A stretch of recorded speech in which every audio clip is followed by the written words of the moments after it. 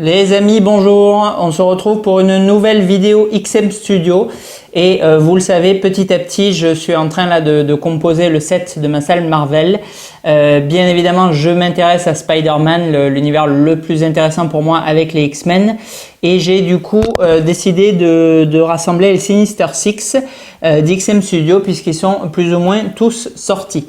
Alors, les Sinister Six, bon, je vais très certainement faire des erreurs parce que, voilà, comme pas mal le savent, je m'intéresse vraiment plus profondément aux comics que depuis 8 mois, donc je suis vraiment très loin de tout savoir. Donc, n'hésitez pas dans les commentaires à me corriger quand je me trompe parce que du coup, ça me permet d'apprendre en vous lisant et c'est vraiment très intéressant. Alors, les Sinister Six, de ce que j'ai compris, il y a du coup 3 équipes, entre guillemets, dont Rhino ne fait pas partie, dont Rhino ne fait pas partie de la première équipe.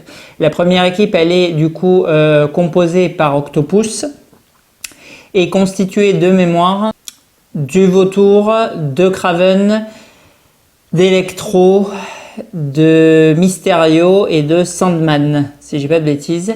Et c'est lors de la deuxième équipe, quand du coup Kraven disparaît, se suicide je crois dans le manga, que du coup Rhino vient prendre sa place dans les Sinister Six.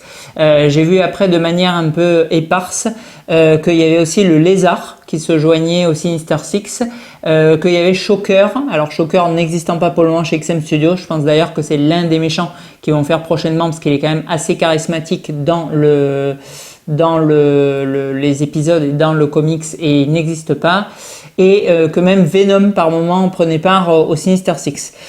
Autre personnage qui constitue la seconde équipe et qui n'a pas encore été fait chez XM Studio, c'est le Caméléon. Le Caméléon, bon, alors c'est vrai qu'au niveau du design, il est peut-être moins intéressant. Maintenant, il est quand même très présent et dans les épisodes de 90 et dans les comics. Et c'est vrai que ça serait sympa que XM Studio nous le propose.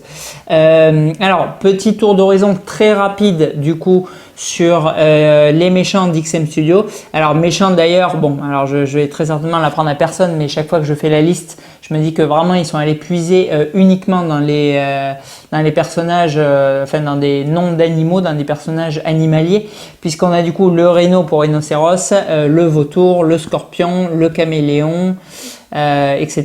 Enfin bon, vraiment que des personnages du coup issus d'animaux. Alors dans les personnages que nous a proposé XM, bon, le bouffon et Octopus, bien sûr, c'est vraiment des méchants, je dirais, centraux de l'univers de Spider-Man. Maintenant, pour ces Sinister Six, ils nous ont fait quand même des jolies réalisations.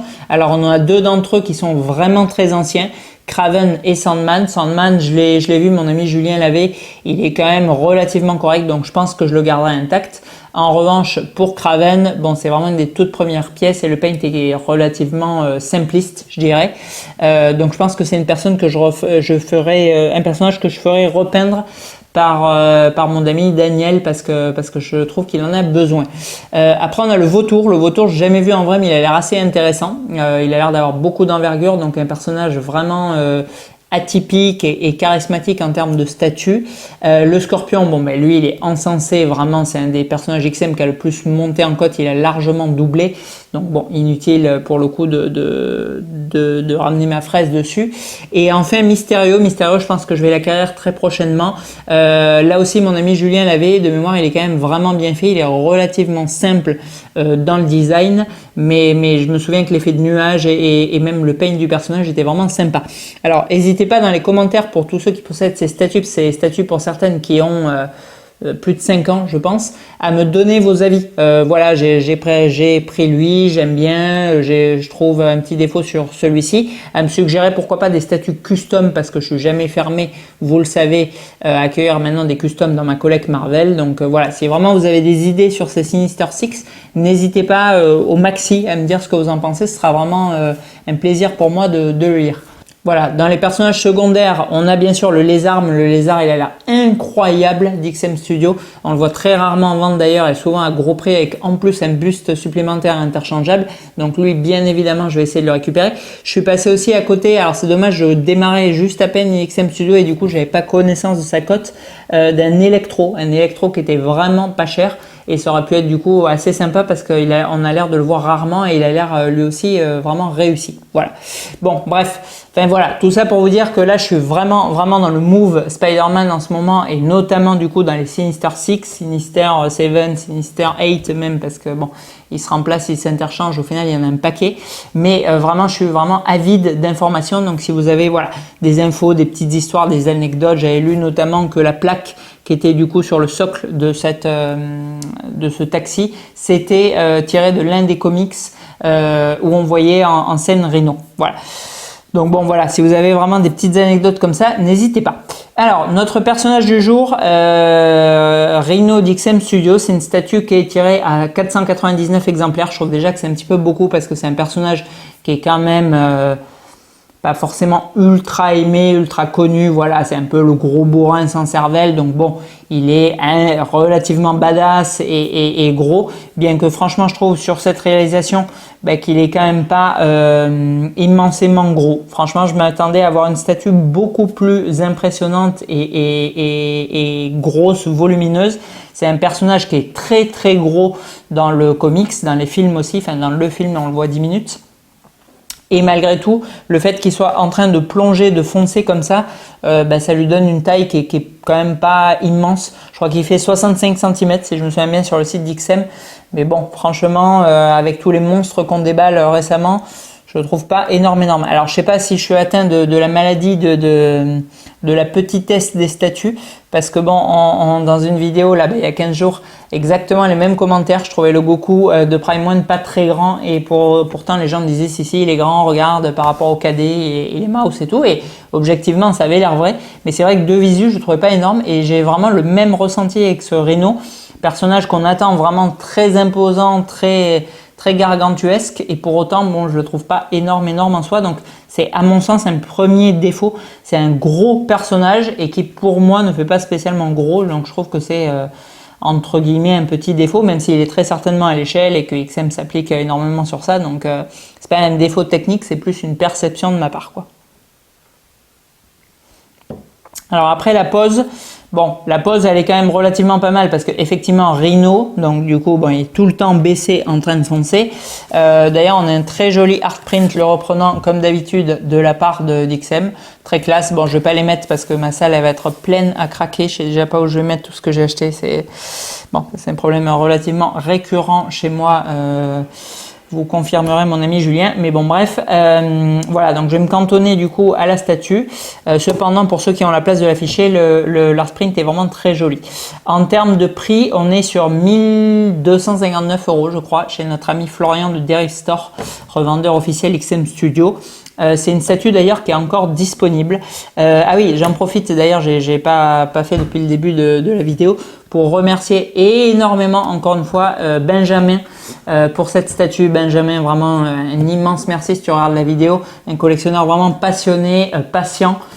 Qui me met voilà quelques pièces de côté petit à petit. C'est vraiment super cool de sa part, et un prix excessivement d'amis pour ce Rhino puisqu'il me l'a vendu au tarif de 800 €, et franchement c'est canonissime quoi. J'avais jamais vu de Rhino aussi peu cher. Vraiment big merci à Benjamin pour ces statues. C'est vraiment un grand plaisir de lui acheter.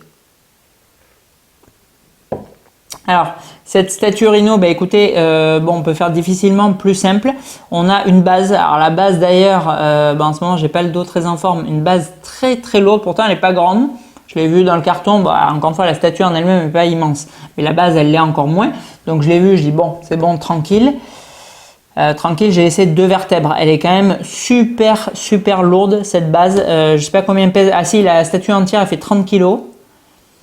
Rhino est pas forcément très lourd. Franchement, la base, elle doit faire approcher les 20 kg à mon avis sans problème parce que c'est vraiment lourd. Et elle reprend du coup des pierres un peu fissurées sous le poids du coup du super vilain, très certainement une rue new-yorkaise, et là aussi un taxi du coup new-yorkais complètement broyé sous on imagine Rhino qui saute, qui tombe sur le taxi, qui le broie complètement et qui reprend une impulsion pour foncer ou sauter. Donc bon, c'est une scène très dynamique. Je trouve que de ce point-là, franchement, ils ont bien géré XM. On a vraiment une belle impression de dynamisme. Le perso est bien représenté par cet aspect fonceur en permanence. Je fonce et je comprends rien, je sais pas où je fonce, mais j'y vais. Donc je trouve que là, pour le coup, ils ont bien géré la dynamique. On a, en plus, voilà, ils lui ont mis du coup, bon, un pneu dans la main. Bon, je n'ai pas trop vu Rhino lancer des objets ou autre, mais bon, pourquoi pas, ça rajoute, voilà, ça crée une asymétrie entre les bras et pourquoi pas.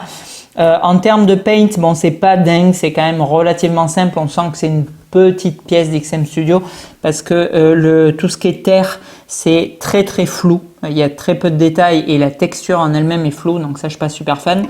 Et la base du taxi, elle est relativement propre maintenant, elle est quand même très mate et on n'a pas d'effet brossé métallique qu'on peut retrouver du coup sur d'autres pièces.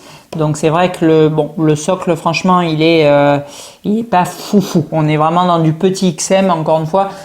Pourtant, c'est une pièce qui est pas vieille, c'est une pièce qui est de début d'année, je crois. Mais on est un peu voilà, dans l'esprit des autres Sinister Six, c'est-à-dire qu'on a voilà, des persos qu'on va plus prendre pour ce qu'ils représentent. Enfin, moi, je les prends vraiment pour ça, pour réunir les Sinister Six, pour le charisme de chaque personnage dans le dessin animé et tout de mon enfance, plus que pour vraiment la pièce où je fais waouh, j'en peux plus, c'est un truc de ouf quoi. Bon, en termes d'assemblage, bon ben voilà, ce que je vous disais, c'est pas difficilement possible de faire plus simple. On a du coup la base, le perso, la corne qui est amovible. Bon, j'aurais presque pu la faire fixe. Et la roue du taxi. Bon, je sais pas si c'est censé être fragile. Bon, elle est séparée. Voilà, enfin bon, c'est quand même vraiment très basique. Donc là, on n'a rien de foufou de ce niveau. Après, pour pour le corps de Rhino, il est, ma foi, il est quand même vraiment bien sculpté. Alors là aussi, n'hésitez pas à m'affiner à rajouter du coup du commentaire, à préciser ce que je raconte puisque c'est quand même pas parfait, j'en ai bien conscience. Mais c'est vrai que de ce que je me souviens vraiment du dessin animé et du comics, on a voilà, et c'est vraiment très bien sculpté. On a tous les gros muscles de Rhino qui ressortent. On a cet aspect vraiment peau de rhinocéros, peau de lézard par endroits. Il y a différents jeux de texture et finesse du coup de relief, donc ça c'est vraiment très sympa. Et le point fort, bon ben là il y a clairement pas photo. Là où la définition est de très loin la meilleure, où le sculpte est très beau, où on a vraiment une très très belle expression, je trouve, c'est sur le visage. Le visage il est vraiment très joli. L'expression de Rhino, elle colle à 1000% avec celle que j'ai dans l'esprit, encore une fois tirée du comics, du dessin animé. Vraiment, voilà, une expression agressive, colérique, un peu démente comme un rhino, ça c'est top. La peau du coup du rhinocéros ouverte où le personnage sort son visage, c'est tip top aussi. Et les dents et la bouche, franchement, ils sont vraiment forts XM pour ça. Voilà, la dent, là vraiment, autant sur le socle, bon, c'est moyen. Autant vraiment on a du high level sur tout l'intérieur de la bouche, que ce soit les dents, le nacre de la langue, même les petits yeux, c'est vraiment très très joli. Voilà. Donc bon, allez, je vais vous zoomer rapidos, du coup ça va aller très vite parce qu'il y a très peu d'éléments et on conclura aussi très brièvement sur Rhino par la suite. Allez, on est parti du coup sur le zoom de ce Rhino. Bon, ça va pas être très très long parce que comme je vous le disais, il y a quand même très peu de détails sur cette pièce. Alors le socle, bon c'est sympa du coup la plaque là d'immatriculation qui reprend le comics. Après la texture de roche, je pense que vous le voyez, j'ai du mal à le faire tourner, il est vraiment pas léger pour le coup par contre. Voilà, en termes de texture, bon, les pneus, la carrosserie, les différents tuyaux, c'est sympa, mais bon, il n'y a rien de dingue, c'est clair et net quoi. Par contre, bon, le costume, lui, du personnage, il y a quand même voilà, des jolis shadings qui sont appliqués.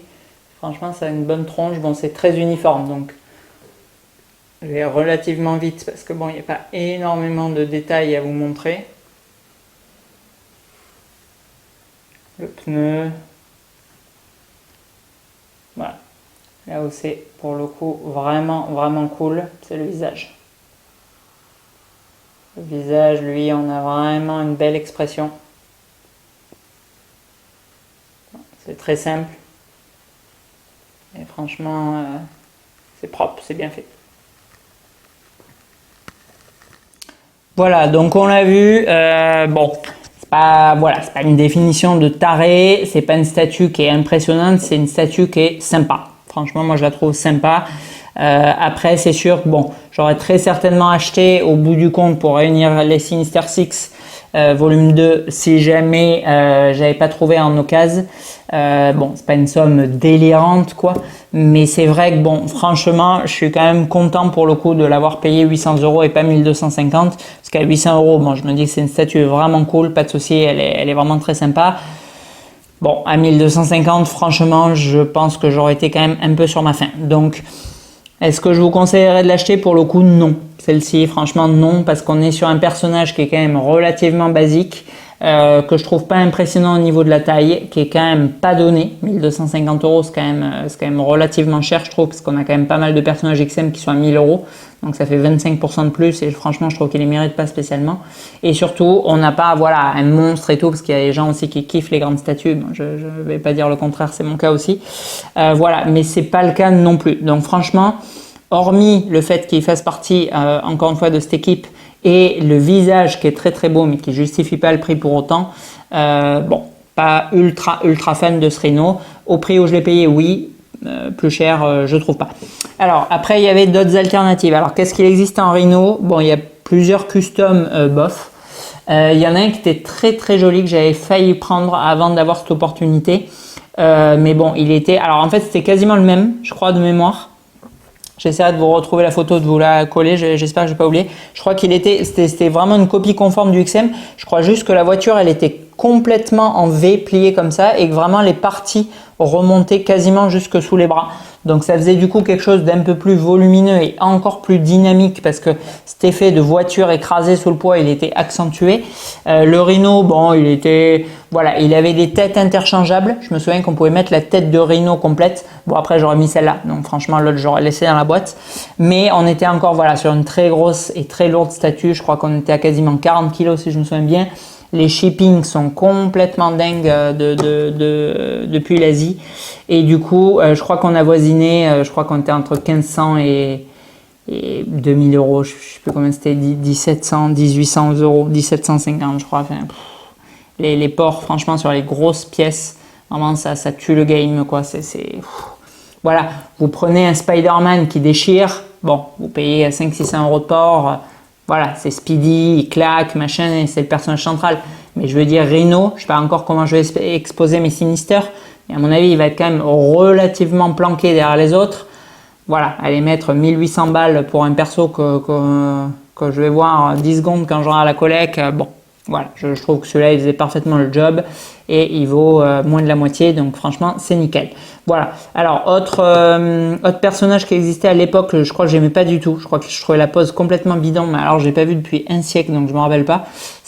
Pareil, si j'y pense, je vous mettrai aussi la photo, c'est la maquette Sideshow. Alors peut-être qu'elle était fidèle, je sais qu'il y a, voilà, certaines personnes qui regardent mes vidéos qui me disent que Sideshow, les sculpteurs sont très très fidèles par rapport aux comics. Bon, moi je suis novice, je suis pas du tout assez aguerri pour reconnaître ça. Moi, du moment que voilà, ça ressemble à un rhinocéros et qu'il y a un mec avec un visage humain, je me dis c'est bon, c'est Rhino de Spider-Man. Bon, j'exagère un peu là, je m'enfonce encore plus que de base, mais voilà, bon, je suis pas du tout assez féru des dessinateurs et autres pour admirer le travail. Et du coup, bon, en tant que novice, cette comiquette, je crois que c'était de Sideshow. Bon, j'aimais pas du tout la pose, il y avait quasiment pas de décor, le paint, il était, même s'il est pas foufou, il était à 1000 lieues de celui que nous offre XM, parce que bon, effectivement, il est complètement uniforme, très monochrome, mais on a quand même, voilà, ces espèces de shading un peu marron, un peu noir, qui viennent brosser à sec, du coup, le gris uniformisé sur le costume du rhinocéros, et qui donne du coup du contraste et du réalisme. Sur la comiquette Sideshow, de mémoire, il était entièrement gris comme le Godzilla, quoi, avant que je repeigne, quoi. C'était, voilà, c'est vraiment, bon, on a quand même s'ils y sont pas allés avec tout leur savoir-faire, on a quand même une technicité d'XM Studio, un level en dessous duquel ils descendent pas. Et bon, ça a quand même, mine de rien, de la tronche quand on regarde de près, sans compter le visage qui est extrêmement bien fait, alors que le Sideshow, bon, vraiment de mémoire, c'était pas ça du tout. Voilà. Voilà, donc écoutez, on va plus ou moins conclure sur cette pièce d'XM Studio. C'est assez rare que je ne recommande pas des statues, mais là, pour le coup, c'est le cas. Voilà, je suis content de l'avoir acquis, mais voilà, ceux qui font toute l'équipe, sinon c'est pas spécialement un personnage plus pour le coup. Voilà. Allez, on se retrouve très certainement dans les vidéos prochaines parce qu'on a un paquet de Prime One Studio avec la suite d'économiser et partager. Donc voilà, à bientôt.